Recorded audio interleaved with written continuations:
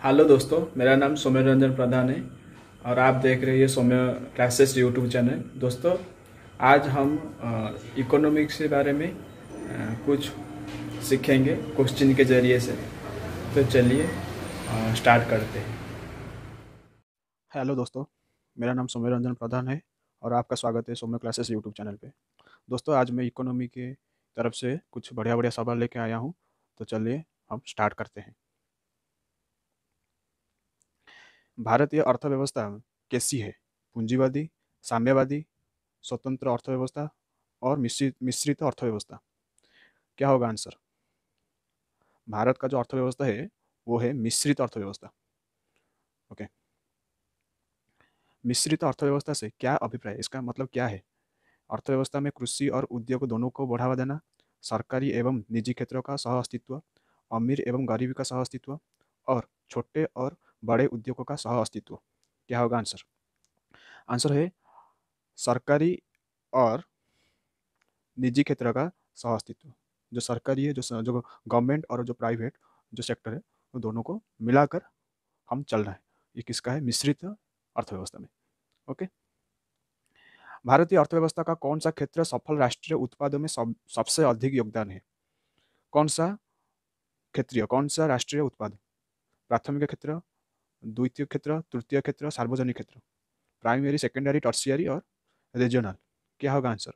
Answer होगा tertiary और तृतीय का क्षेत्र, जो जो है ना, हमारा जो सर्विस और जो हमारा जियो जो प्रोवाइड करता है, जो नेट प्रोवाइड करता है, और जो न्यू यूट्यूब में जो आप पढ़ाई करते हैं। ओके, ये सब सर्विस है। तो ये अर्थव्यवस्था भारतीयों में अधिक योगदान देता है। किसके लिए? इकोनॉमी को बढ़ावा देने के लिए। ओके। तो चलिए, बंद अर्थव्यवस्था और क्लोज्ड इकोनॉमी वो अर्थव्यवस्था है जिसमें मुद्रास्फीति पूर्णतया नियंत्रित होती है, घाटे की वित्त व्यवस्था होती है, केवल निर्यात होता है, न तो निर्यात न तो आयात, न इम्पोर्ट होता है न एक्सपोर्ट होता है। आंसर क्या होगा? आंसर होगा ना तो निर्यात न आयात होता। जो क्लोज्ड इकोनॉमी है, बाहर से अंदर ना आएगा, अंदर से बाहर ना जाएगा, ये है क्लोज्ड इकोनॉमी। ओके।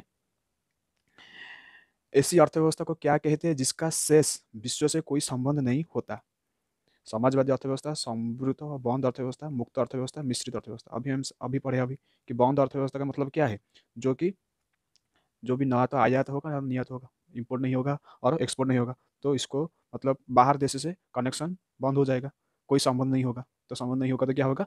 उसको कौन सा अर्थव्यवस्था हम बोलेंगे? बंद अर्थव्यवस्था और क्लोज्ड इकोनॉमी हम उसको बोलते हैं। ओके। किसी देश का आर्थिक विकास किसको निर्भर करता है? प्राकृतिक संसाधन, पूंजी निर्माण, बाजार का आकार, उपयुक्त सभी। आंसर होगा उपयुक्त सभी। ओके। उपयुक्त सभी, प्राकृतिक संसाधन होगा, पूंजी निर्भर, बाजार आकार, ये सभी आर्थिक विकास को निर्भर करता है। ओके। वैश्वीकरण और ग्लोबलाइजेशन का अर्थ क्या है? अर्थव्यवस्था का एकीकरण, वित्तीय बाजार का एकीकरण, घरेलू अर्थव्यवस्था का वैश्विक अर्थव्यवस्था के साथ एकीकरण, अर्थव्यवस्था के विभिन्न खंडों का एकीकरण। आंसर क्या होगा?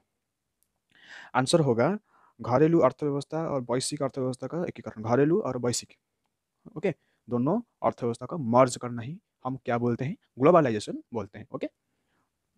वैश्वीकरण और ग्लोबलाइजेशन का प्रक्रिया से अभिप्राय क्या है? उसका मतलब रीजन क्या है? उसका मतलब क्या कारण क्या है? वैश्विक व्यापार गुटों की स्थापना करना, अंतर्राष्ट्रीय व्यापार में बाधाओं को समाप्त करना, विश्व में एकल करेंसी लागू करना। उपयुक्त में से कोई नहीं। क्या होगा आंसर? आंसर होगा अंतर्राष्ट्रीय व्यापार में बाधाओं को समाप्त करना। जो बाधा होना, जो तारीफ आता है, जो ओके, उस बाधा को समाप्त करना ही किसका अभिप्राय है? ग्लोबलाइजेशन का अभिप्राय है।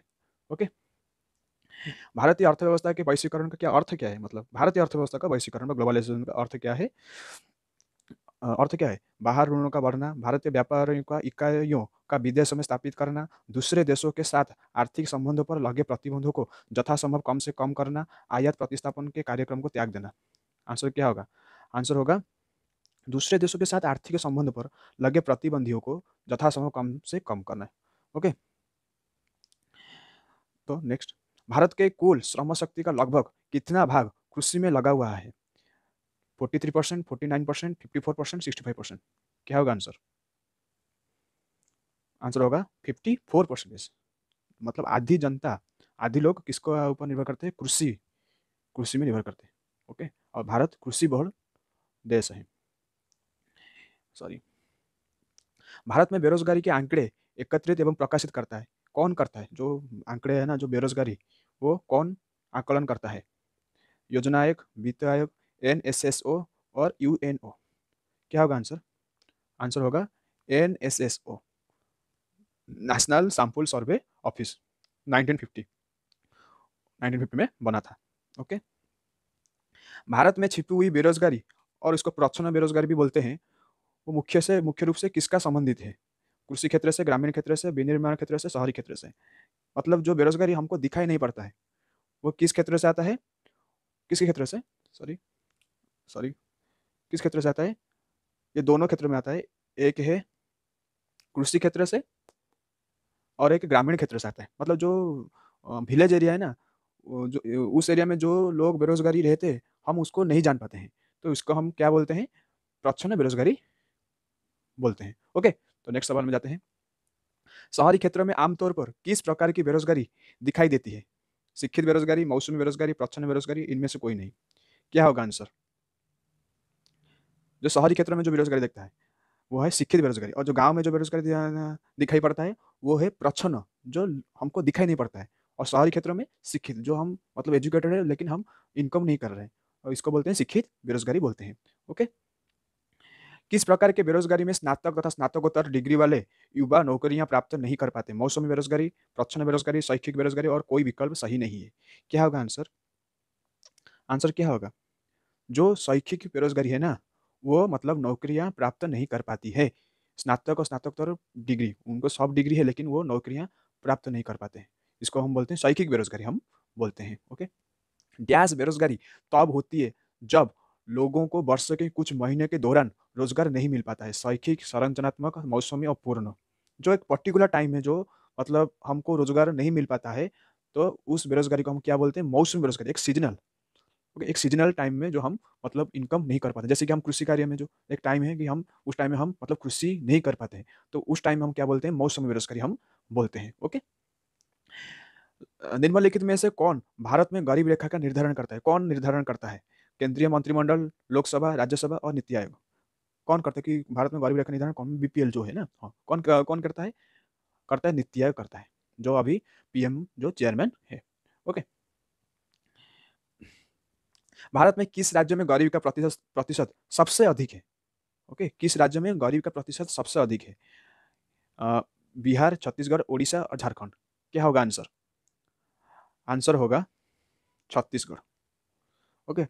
भारत में टॉप 5 राज्य जो गरीबी का जो प्रतिशत सबसे अधिक है, पहला है छत्तीसगढ़ है, दूसरा है झारखंड, सेकंड में आ जाता है, तीसरा है मणिपुर, चौथा है अरुणाचल प्रदेश, और लास्ट में है बिहार। ये 5 राज्य गरीबी का प्रतिशत सबसे अधिक है।